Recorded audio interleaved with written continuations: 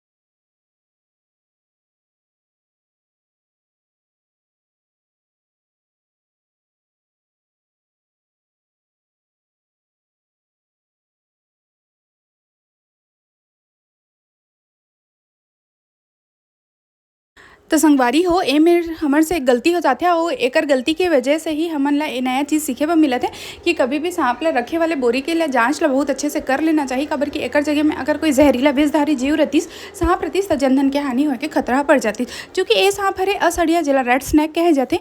और अपन वीडियो में सुने भी हो कि अभी अषाढ़ चलत है तेकर नाली के पीला हो गया। नहीं ऐसे नहीं हुआ। सांप असड़िया जो सांप रहते जो जनरली 2-3 रंग में मिल जाते, भुरवा करिया और पीला असन में। सांप ला सुरक्षित रेस्क्यू करे के बाद हमन आ जाथन सांप ला रिलीज करे बा। संगवारी हो उकर सहमति से ही मैं बाजू वाले नाले में सांप ला छोड़ देता हूँ। आप मन से भी यही आग्रह करना चाहता हूँ कि कभी भी आप मन के घर के आसपास सांप दिखी फोरेट मिट्टी तेल धुआं झन डालिया मारिया झन छेड़िया झन।